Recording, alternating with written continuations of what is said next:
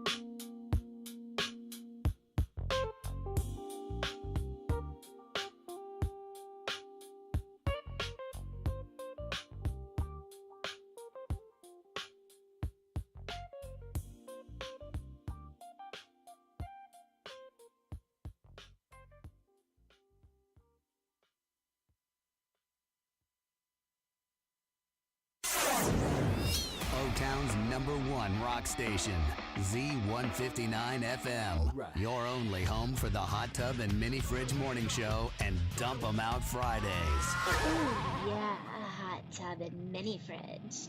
Keep me cold and hot.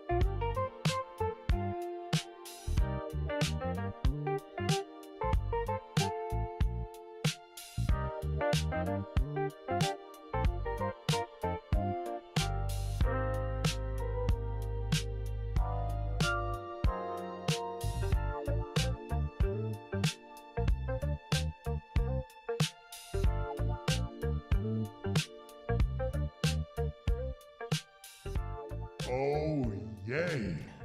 You're listening to smooth ass Tom and Dan radio, motherfucker.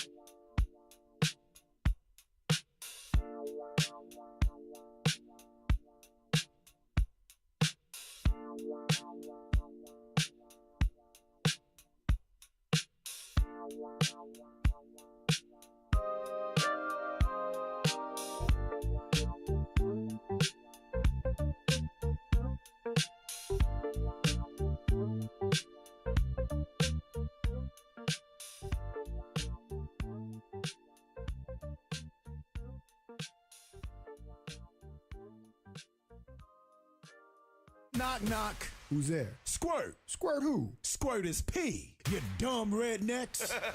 Right about now, you are listening to the incredible A mediocre time with Tom and Dan, who kindly remind you that squirt is P.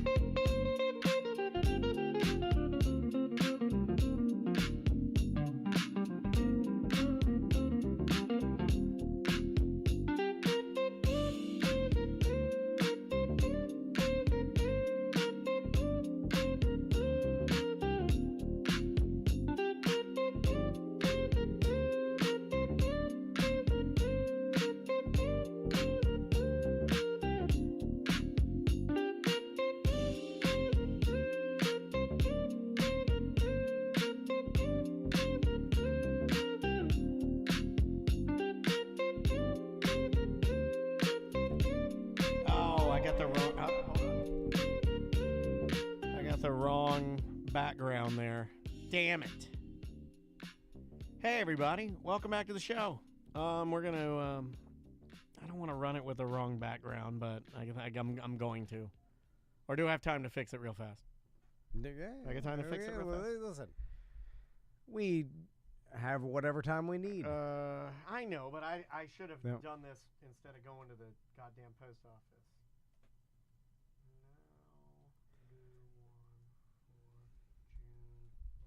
Can you see that where it is right now? Better? Or no, the chat room. Can you? Oh, I have it covered right now. But could you see it if? I can lean over and see it, but again, I don't need. You hate these people. I don't right? need to know what the chat room has to say. Oh, this is my Tracy hat. Every time I wear this hat, I think of Tracy because she bought this for me in England. Oh, really? The Arsenal Yeah. hat? What'd she get you in England? Well, she knows that I don't like England. I'm American. Yeah, that's a funny answer. I've been watching a lot of King of the Hill, and you are so Hank Hill. I remember every fight. Did you know you are Hank Hill? You try to tax our tea? Fuck you, England. Did you know you're Hank Hill? You're very Hank Hill. No, I hate Hank Hill. You're very much like him. I'm watching the show, and the number of things he says that are things that you say are really funny. No, it lines up. I hate cartoons. So does Andrew. So like, I can't watch this for babies. Hold on. What are you doing?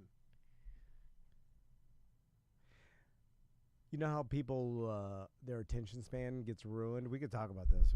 Write it down. I've done that to myself. I'm getting mine back. I sit with Dansby in my lap, and I drank a cold Topo Chico in silence when I get home. Like an old man.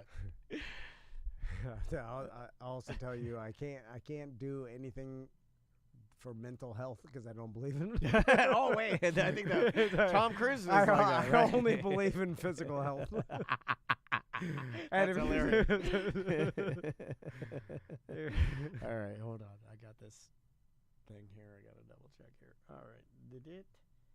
Boom. Hit the button. Change that. Boom, boom, boom, boom, boom, boom. Did it. All right, Tom. We did it. Would you like to begin? Yep. Here we go. And 3, 2. Welcome to A Corporate Time with Tom and Dan. I'm Tom. I am Dan. We are live on Twitch and YouTube, and we'd love it if you'd come over and hang out with us. Just search for @TomandDanLive. You can like and subscribe. It really helps us out. There's shorts on there. Swervy Jones cartoons are on there. All kinds of stuff. Behind-the-scenes videos. If you've never checked out our YouTube channel, I'd appreciate it if you would give it a look. We have some new things at tomanddan.com for sale in our merch page. But they're just items from our home because things are going poorly. I have a range on there. I have a washer dryer on there. We should start selling our own stuff like Facebook trust me, Marketplace. I've thought about it. Yeah. Although it's to a smaller audience than Facebook Marketplace, so we'd be doing ourselves a disservice. But we could higher the market value. Oh, I know. Because they're like, I want to buy Dan's dryer. Yeah, well, you're better at this stuff than I am. But do you know that I am still tortured by the abusive relationship I was in that's called radio? And did you know that morally I could have been doing that my entire career? It's only okay to do it now that I'm on a podcast. You know what I mean? Like I could literally go, hey, please buy my stuff. And it's no big deal. Yeah. No, you could have done it back then. I used to do that. I couldn't do it. Abusive. I love him. I still love him. I still remember when a listener of the radio station came and because I was selling my dirt bike because I had no money. I was so poor. I was like, I'm going to sell my dirt bike. And he came to I brought it to the station to sell it to him. Yeah. And he came and gave me the money. He's like, keep your bike, man. And then just gave me the money. And I'm like, I'll never forget this. I'll never forget you. Do you know who that person was? Barack Obama. It was Barack Obama. Well, I forgot who it was. But I appreciate it. Let me top that story real quick with something negative. Do you remember the time that we had like a Christmas wish show, and a listener brought up like a brand new BMX bike, and Jim Colbert stole it and flipped it for money. It was a mountain bike. Yeah, it was a mountain bike. I remember that. And he stole the bike from the charity, and he flipped it for money. He probably smoked the money because marijuana. There you go. So we've got $10. You know those car coasters that we're giving out for BDM appreciation? Yes. They're basically like they absorb like stuff that falls, like liquids that fall into your car coaster area. But anyway, are you an alien? You don't know what drinks are? I was waiting until he got full. Like mine are filled with some drinks. sort of swirl around in there. Anyway, we got those for sale, and we got the sticker packs that everybody liked. For BDM appreciation, we gave one sticker to everybody, but we got now all the stickers for sale if you want to buy a pack of all of them. There's crazy ones too, like they're kind of like never seen before. They're like show joke stickers. Yeah, inside jokes, limited edition podcast stickers, and you can check all of that out at tomanddan.com. So tell me about treasure hunting. Oh, real quick, before treasure hunting, if you are a Diet Mountain Dew drinker and you don't like playing, like contests, please send me all of your bottle caps. Oh my God! Because I have I'm killing it. I am playing the Diet Mountain Dew. They did the new logo, the new Diet Mountain Dew logo. They took it back to the mountains. They went away from extreme sports, and now it's just fat guys swimming in a river. I don't like it, by the way. I like the fat guys swimming in the river.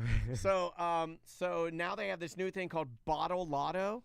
If they couldn't have made Diet Mountain Dew trashier, they added Lotto to it. I love this. So what you do is you go online to bottlelotto.com.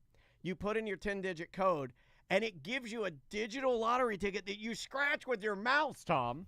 You scratch it like you're standing at the 7-Eleven like a crackhead, and you scratch it.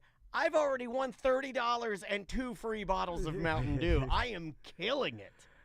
Now, you have to redeem them and give them You just go to the website. No, you just go to the website and put in a 10-digit code, and then they email you. They emailed me what do you call it? A coupon? No. For the bottles of Mountain Dew, yes, a coupon. But the money, I got a Visa gift card. They sent me a $30 Visa gift card. This is an old man. I love it.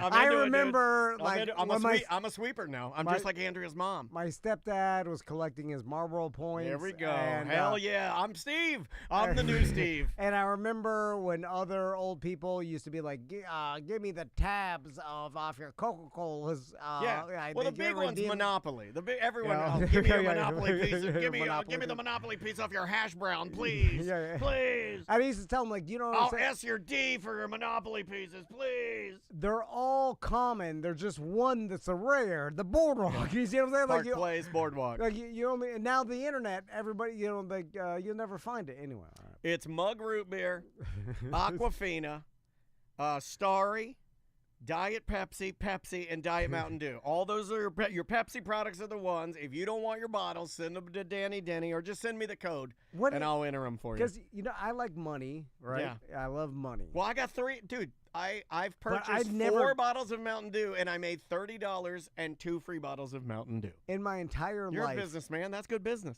I have never, and I don't think will ever, go to a website to redeem anything, or like codes or whatever.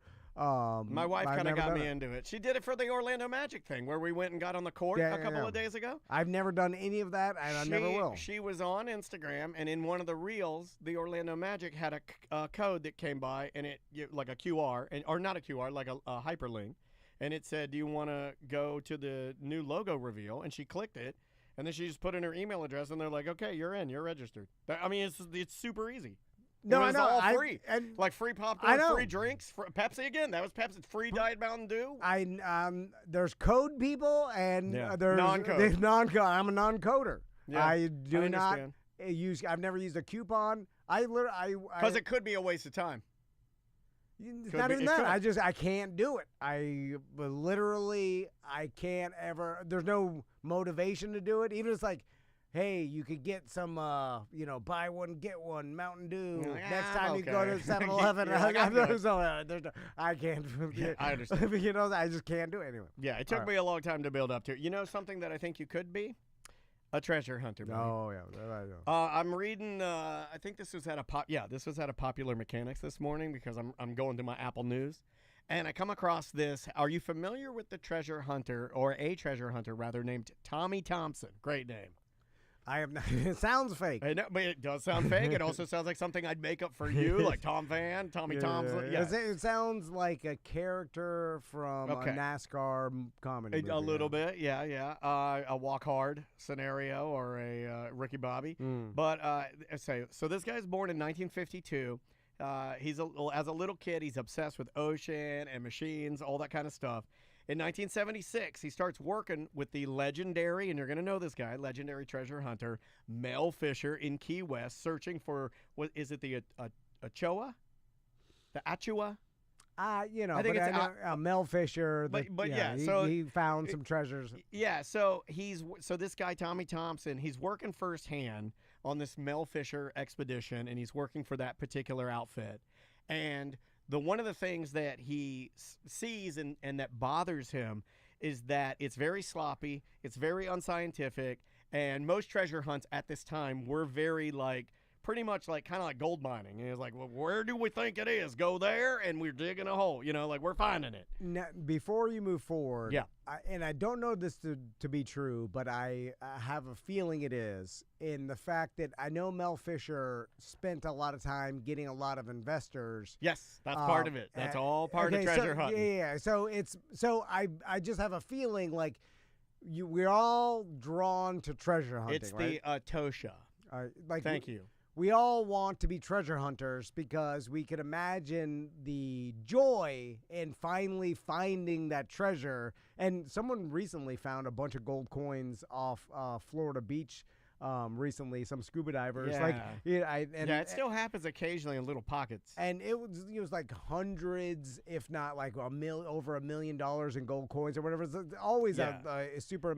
So my point is, we are drawn towards finding the treasure, obviously. Yeah, right? it's a mystery. Yeah. We love the fact of looking for treasure and then finding it. It's a fiscal mystery. And then we're rich, right? But the 99.9% of the job, in fact, usually it's 100% because you'll never find a treasure, is just driving around in a hot boat and also begging people to be investors or trying to sell yourself to be investors because you need a ton of gas money and you're out there money. a while. But you say if we find some, you'll get a piece of it, and that's how you sell them on it. So really, I feel like the majority of your time is just spent finding investors to invest into the treasure hunt. Right. And that's really the job. And so it's now you're just a salesperson. Well, yes and no, but I'm glad you mentioned that. You're maybe a bit of foreshadowing, right? So he's on these Mel Fisher expeditions. He realizes in doing this, that they're all disorganized, right? And he's a little bit more like my wife Andrea. He's he's a smart guy. So what he doesn't like about these treasure hunts is it's chaotic. There's buoys everywhere, and he hates it. Yeah. So what does he do? The people that are drawn to treasure hunting are like me. Yeah. Right? So I just want to go. Dreamers aren't organizers. I just want to I'm like, let's go tomorrow. Yeah. And they're like, well, we don't have the gas. I'm like, we'll figure it out when we get there. So this dude, he starts working at places that he knows can give him a leg up, right? Because he's telling himself, I like treasure hunting. I want to do what Mel Fisher does, but there's got to be a better way to do this. So he starts getting the education and working places. He starts working with the government he works with the Russian government to help get Soviet sub-data. He starts planning precision-based treasure hunting using satellites and mapping and accurate underwater mapping. He makes friends with those type of people. He starts planning a precision-based treasure hunt with his friend Bob Evans. So they target this. Bob Evans, I know.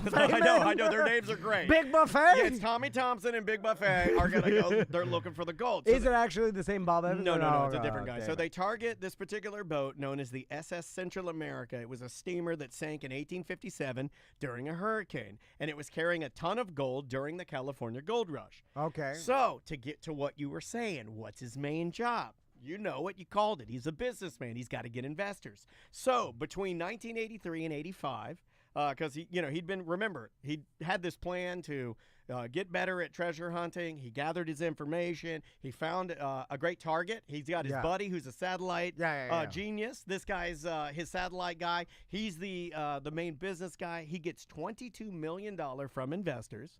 And this is in like 1985. He builds a custom submersible robot known as Nemo with cameras and claws and stuff. He's doing it right. He's doing everything that Mel Fisher didn't do. Like, this guy's almost like the anti-Mel Fisher. Like, he created a 1,400 square mile search grid based on weather, ship logs, ocean current data. Like, he is going trying to find this ship that sank with a ton of gold. Yeah. So he starts searching with sonar, but he's out there for a long time, and you know how these things go. When you're out there for a long time, you're draining money, and his partner at the time is kind of getting pissed at him because they're taking a long time.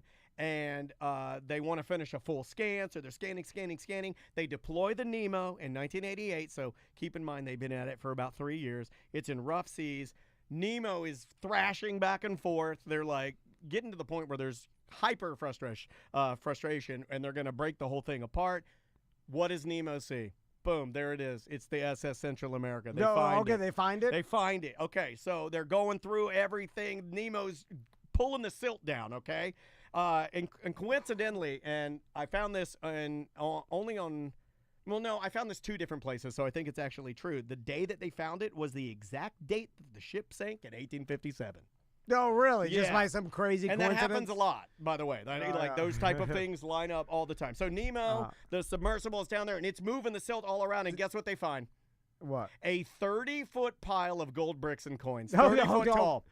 Oh, my God. Gold. The quote that he said. That's a gigantic pile of gold. 30-foot tall pile of gold. Tommy Thompson, real name. He screams, "Gold everywhere like a garden." He's like, it's a garden of gold. A gold garden? A gold garden. So now this is an underwater submersible, so they're seeing, and like in the 80s, it was real rough as far as the video. It could have been a potato down there with a hose stuck. Yeah, who knows? But it was good enough to see a bunch of gold that they verified is down there. Did they say how deep it was? Okay, apparently, no, I don't know how. But deep enough where you couldn't just send divers. Yeah, it's very deep. But the thing that came up in multiple publications because I had to research a bit more than just the main article, this story, is that it was so much gold that you could have literally had the worst camera down there.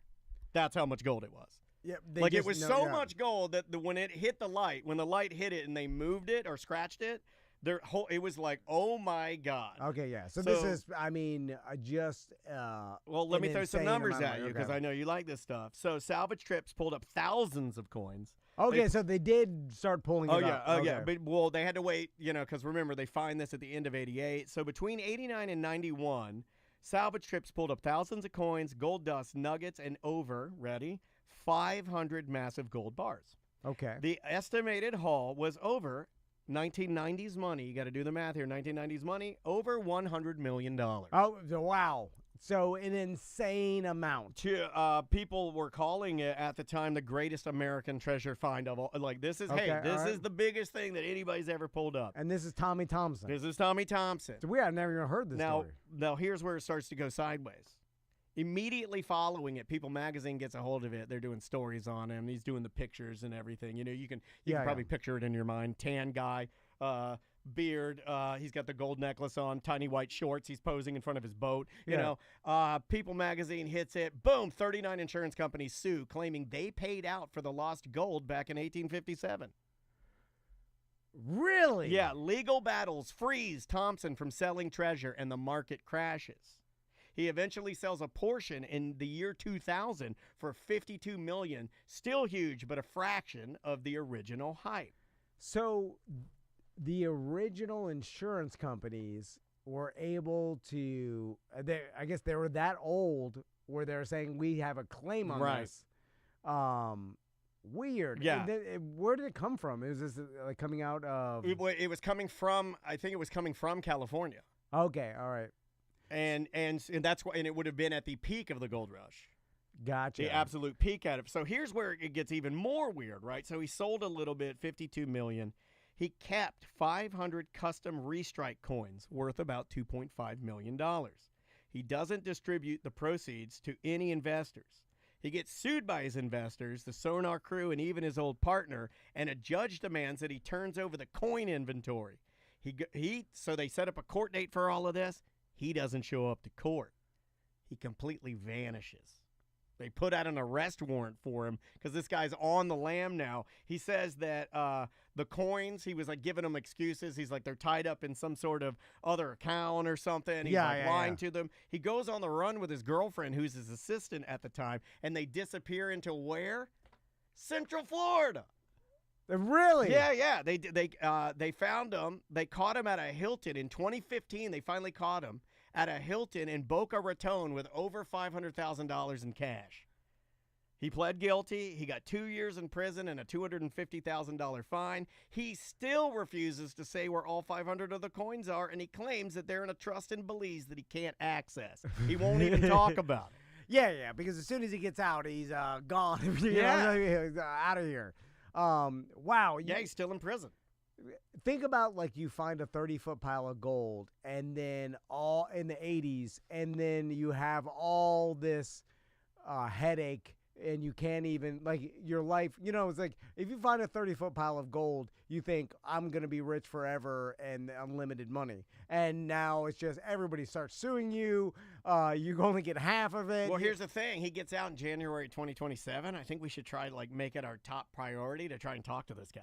Yeah, I mean, got to get Tommy Thompson on the podcast. I'm like, this is my white whale right now because he. What prison is he in? Eventually, they. In like Bushnell or Well, something? eventually in 2014, they went back down because, they're going to get their money, no matter what. They hired Odyssey Marine to finish the job. They pulled up more bars, 15,000 more coins and historical artifacts. They got about $30 million after expenses and then split it up between all the investors. That's what the court did. Thompson's contempt charge is finally lifted, but now he has to serve out his criminal sentence. So he's set to be released in 2027, January of 2027. And that'd be right around the time that I think we can scoop in there and talk to him about his crazy story. Yeah, no, that would be awesome. The chat room said, is this a Jimmy Buffett song? What did I tell you this morning? I go, this is a movie. Yeah. This is an amazing movie of a guy on the run with his girlfriend assistant. And, There's also, because all of us. Very sexy. Listen, I mean. Exciting. I know some of our listeners are richer than others, but I think I'm pretty confident I think to we say. kind of hit all marks, right? I think we got a little bit of everybody. Yeah, but when you get into the realm of unlimited money, then I don't think anybody's listening to this that couldn't even understand. But well, what, $100 million in 1990? Is that what you're talking about? Yeah. That's a disgusting amount. That's like Bitcoin years ago. Well, speaking of that, is this where you tell me you're independently wealthy and you're leaving today? No, when Zuckerberg, when he got original investor, but it's not the twins, it's not the Winklevosses. It was another guy that bought, I think it was like 10% of Facebook, or he donated, turned 30,000 into something like $1 billion or whatever, hundreds of millions. But that guy, he as soon as he realized, oh man, this is going to turn into, unlimited money, he just left the United States, revoked his citizenship because he knew. Because if you find hundreds of millions of dollars of gold or all of it, whatever, they're coming for it. No matter the government, others, they're coming for you. That's what's happening to Bitcoin people now. Yeah. That's why they're getting scooped up off the streets. No, I know. Yeah. So either crime is coming for you, the government, someone's coming for you. The devil, yourself, your own alcoholic demons. You $1 million. Even that to us is unlimited. No, SJ did the math. So 100 million. 1990 would equal $244,681,713.85. Yeah, that's a sickening amount of money. That's kind of what we're looking at with some of these NFL players, especially the quarterbacks. And when you start looking at wait a minute, Derek Carr made 100, and I think he made 230 million. And he turned down 30 and retired. Yeah. And people are like, well, how did he turn on 30? You know, he's got unlimited. You don't get it. I understand. Yeah, like even if you have 230 and the extra 30, no, like he 30 doesn't million have to. But it's unlimited at some point. Like no matter what, like even the NFL teams, like once you get, you sell off 10% of the entire team, you get 900 million. Like that, that's at a number that's unlimited at this point. It's like, and so 30-foot tall piles of gold is unlimited money, and they're gonna come for it. Yeah, someone's coming for it. So it's like I don't know what you do. Like how do you, because you couldn't keep it secret. It's like, well, I mean, those guys don't, and you'd have to understand, like, whatever I find, I'm gonna have to give away 60% to someone. Only get 40. His problem was the only problem he did was he lied to his investors. That's why he went to jail. Right. If he had cashed everything out, he could have done he would have done very well for himself if he had cashed everything out correctly and paid everybody back. He would have been okay. But I feel for Tommy Thompson. I knew you would. That's why I brought the story because up. I found, let's say I'm Tommy Thompson. I feel kind of like it. But if I'm Tommy Thompson, I'm like, wait a minute. I found this, and now like some old 1800s insurance company. I risked my life. Is trying to come after it. And all these people, they're like, I'm going to take some of this back because I'm the one that found it. I'm the one that sent, this is my plan. And now I have to give away all of it. I'm taking some coins, and then you just and everybody wants it. This is like, my you wish. Can't do this. I'm taking it back. I know. I get it. Man. 100%. I get it. And it's very exciting, though. I knew it for some reason when I was reading the story, and I read the part about the insurance company coming back, and I was like, in my mind, the switch went off. I'm like, well, he's got to run. Yeah, he's got to. There's proof that logs and they know ships were carrying this much amount of gold and they sunk somewhere what's going to be the new version of that? Is it going to be that there was there's billions of dollars of gold sunken out? Well, there's going to be new versions of that, right? So is the new version of that going to be there was an airplane carrying Bitcoin on a hard drive, and the hard drive crashed in this remote area of Germany? In this area, we can't find the hard drive, but it's in there. Well, or that landfill guy. That landfill guy. There is. I mean, what was the number of Bitcoin? $1 billion. At least $1 billion. Like there's $1 billion worth of Bitcoin on a hard drive in some landfill. I think he just that's bought a treasure. The landfill. Yeah, but think about it. Like essentially, that is a treasure hunt. I mean, you're gonna find $1 billion. I mean, that's bigger than this gold. Oh yeah. So because it's also making money. So it's a volatile currency, so it hasn't even hit its peak. We don't even know where that's going yet. Yeah. It could be going down. No one knows, but that's the thing. But yeah, you're right. If it ever James Howells is the man. But you're right. Bitcoin is going to be digital gold of the future. It almost is now. But if it, if the Bitcoin people are right and it ever reaches $1 million a coin, there's tons of people that have. A coin that they lost in some hard drive or some sort of computer.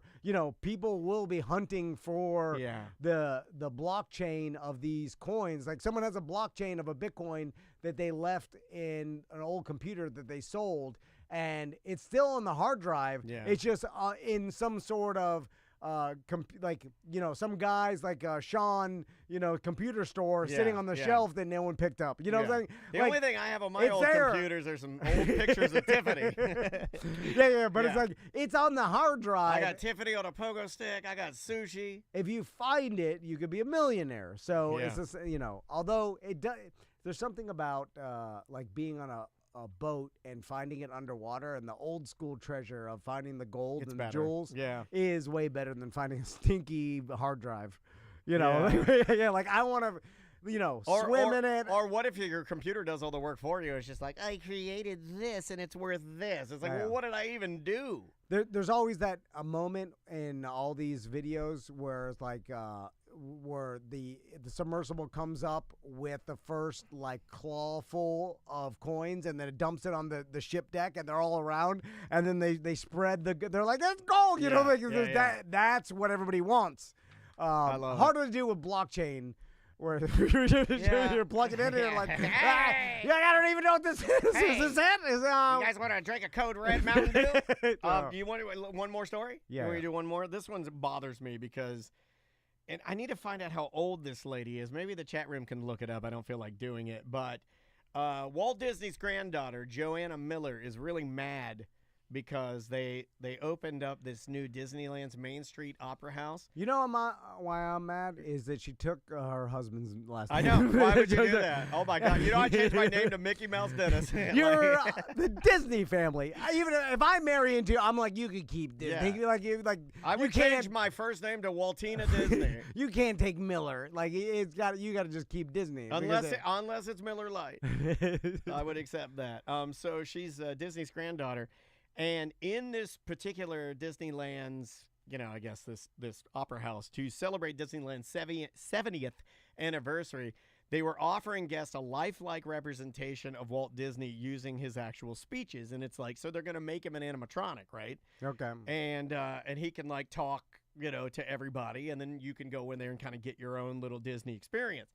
So her stance is on this, which I was reading the article and I'm like, this is weird. She says she strongly opposes the animatronic, describing it as, quote, dehumanizing and a, quote, imposter that misrepresents her grandfather's legacy. So instantly in my snark mind, I'm like, well, what did your dad think about old Abraham Lincoln and Mark Twain, you dumb bitch? Yeah. Like, that's what my This snark is what he did. Yeah, that's what my snark mind is saying. Somebody in the chat room said she's around 59 years of age. Reportedly, she cried upon seeing the animatronic. Don't give me that crap. She said she felt like it lacked the essence of the man she knew. Look, man, I loved my grandfather and my mom and dad more than anything, and they're all gone. But if somebody made a hologram animatronic version of my grandfather, I'm not going to cry when I see it. So I think as you described this to me, she claims that Walt Disney said to her in private and said to the family, guys, no matter what, never make me an animatronic, never make me a robot. It's dehumanizing. Don't do it. Can you see Walt Disney saying that? Well, with a cigarette and the smoke billowing out his yellow teeth mouth? But, I can't see him saying it. I can understand, like, don't bury me in the bear suit. Okay, hold on. I want a regular. This is a side step to defending a monster. I want a regular burnt orange Sinbad. Okay, all right. We call that a Barry Wagner, sir? So as you're describing this, I believe it's not like they have him in there looking like a fool. He's doing his own speeches. So you never saw the show Severance, right? But me and Crystal love it. In the show Severance, it's the marching band with a good-looking black guy with the afro. I love that. Melchek. Yeah. They in Severance they use an animatronic, some dummy or like kind of wax figurine / and there's some. No, hold on a second. If it's a wax figurine, I love a good wax figurine. Or like a statue, but is like a realistic looking, even though it kind of looks a Bobo statue of the leader, who started this whole thing. Gotcha. And it's very and they portray it as super creepy, right? Right. And this is a super popular show, so animatronic figures of past leaders or of companies, yes, I think have now become in the zeitgeist of our culture creepy. Partly because of Severance, like movies like the movie Megan. What is that? Remember the animatronic girl comes to life and starts killing stuff like that.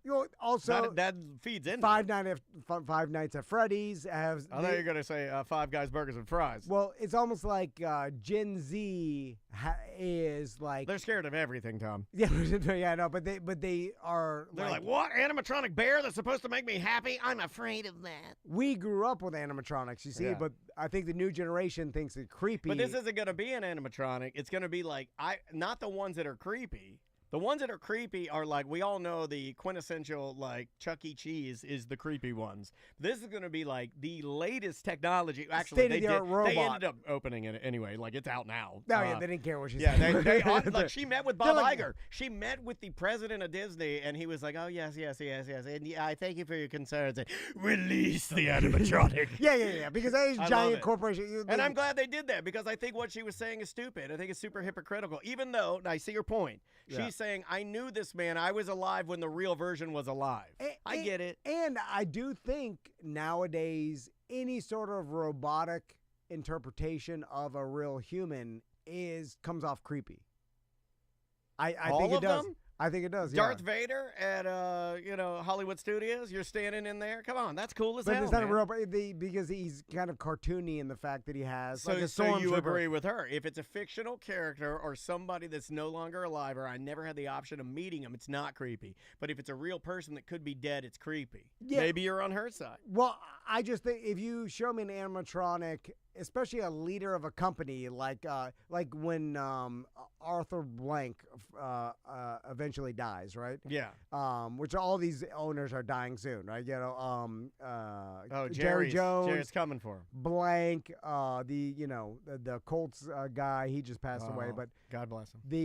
If they have an animatronic of Arthur Blank at the stadium, right? I think most people would be creeped out by it. I think if they'd he's say giving a speech or whatever, and then it's like... Not to sound like you, but I think they'd say they're creeped out by it. It's a nothing. Are you really paying attention to it? Well, yeah. You know what I mean? Like when I go to Hall of Presidents and I see Trump, people are like, "I'm so mad." It's a nothing. It's literally a nothing to me. No, it is, but it's to us. I'm saying the new generation is creeped out by it. There's a reason why they're like the Five Nights at Freddy's and Severance are using animatronics as a creepy thing. You know, because in our culture, I think they've become creepy because it's kind of looked at like old, like 90s technology that it is. It's kind of like how we thought claymation was the ultimate scary, creepy thing because they used to use claymation. You know who did that? a lot. Tool is systematically responsible for that. Like we use claymation a lot for scary. See why the pieces fit. Beetlejuice, the sandworms, and all that like weird. It's like a creepy. Yeah, there's a delay in it moving that makes it seem creepy wild. to us. Yeah. But it wasn't creepy to our parents because it was new and like, oh, look at it was creepy to us because of when we saw it. So it's the same thing with the generation under us. They saw it too young and it scared them. And then now they're making movies about how it's creepy. I also there's one other thing in here I thought was interesting is that the Imagineers basically, at least the ones that have been like on the hook for this particular project, have come out and said like, hey, not for nothing, and we're trying to respect your wishes, but we have a job to do. But there's nothing of record in any of the things that Walt wrote where he has ever said what you're claiming. Like just to be clear, he may have said that to you privately. But there's nothing on paper, nothing written.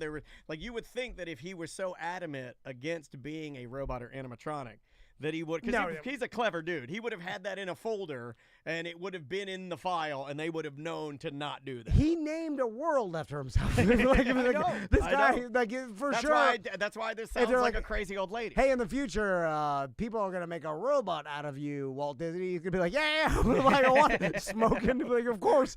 He's named an entire theme park after himself. Like he made it for his daughters. The guy had an ego, right? Yeah, he did. This company is named after him. Everything is him, right? Disney. So he, I'm sure would welcome anything that was his likeness or whatever. I think too. You know, like I don't think he cared about this is gonna besmirch my name. Then that just makes me feel like, well, it hurts her, she doesn't like it, and then is she misremembering actual conversations she had with family members? Can your mind do that? Can your mind make you believe something that maybe did not happen? Oh, yeah. This is the Game of Thrones. The king told me on his deathbed. That's what it sounds like to me, too. Yeah. He told you. Because there's no way to prove it. All the Imagineers that worked with him at that time have all passed away. The ones that were truly confidants and people that held the secrets. So, wait a minute. He told you something that can't be proven. Only to you that is shockingly what you want. Okay. Hold on, write that down. I might use this with Andrea. I think this is pretty good. Okay, well, you'll go before her. I'd bet on that. Not if I'm the one behind the gun. You want to do a couple of emails? Yeah. All right, let's do a couple here.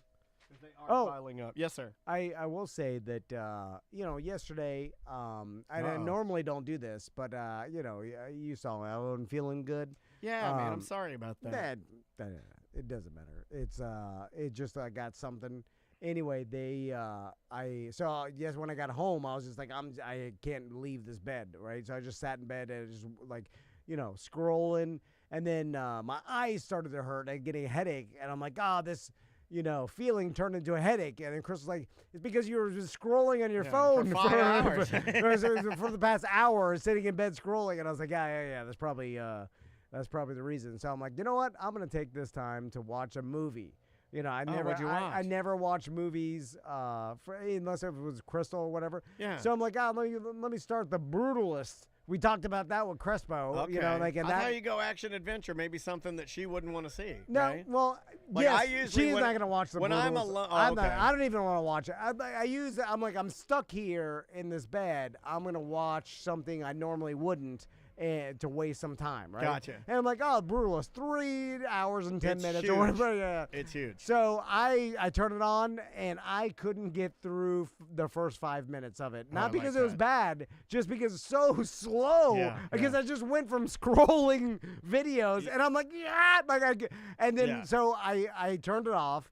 And then I'm like, God, It's like trying to sit on the toilet after you get off the treadmill. Your legs are still moving, Yeah. And then I found myself just scrolling through Netflix, and I'm like, wait a minute, I'm just doing the same thing now, So then I landed on Killers of a Flower Moon. I'm like, I remember that one. Another good. Oh my God, The Brutalist 2, as I like to call it. And I'm like, DiCaprio has bubble teeth in it, so he does.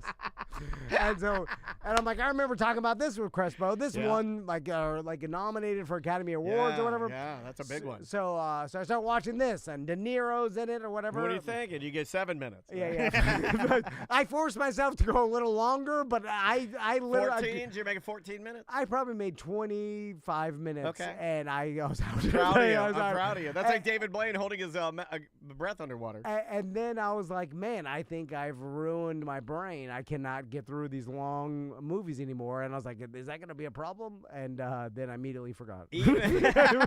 Goldfish. I can only now think in you scrolled 20 on. seconds. You scrolled on to the next thought. Yeah. I scrolled to the next thought. I too have trouble. I set an alarm on my phone, and at 7:30 my alarm goes off on my phone, and it says, put your phone away. And I leave my watch on, and I put my phone away. That way, if I get a text or something, I can still be connected, but I won't scroll. And I've been doing music and then trying to watch TV. And I'm trying to retrain my brain to watch a show without grabbing my phone. It's bothering me. I still do it, but because my phone is away, I can't grab it. But I will get up. I'll do that move where, like, I'm sitting on the couch and I'll, like, look. And I'll feel my pockets, and it's not in there, and it's bothersome. I have a phone addiction.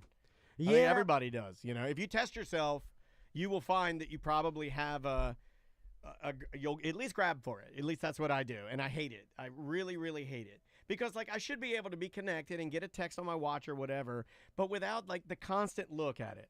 I hate that. Why am I doing that? You're addicted. But it's like a stutter. It's almost like a stutter, right? It's like, when you're shooting heroin, and then you just, did some favors behind a dumpster for it. Yeah. Like you you hate yourself, right? No one's like, you know what? I feel pretty good about what I did today. Like, you hate it, but you need it. You'll do anything for it behind the dumpster.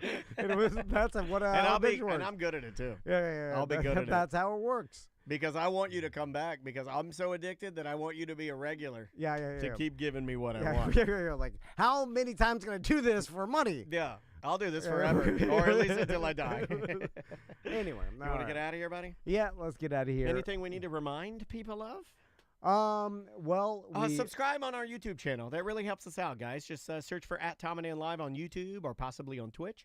Like and subscribe. It helps us out.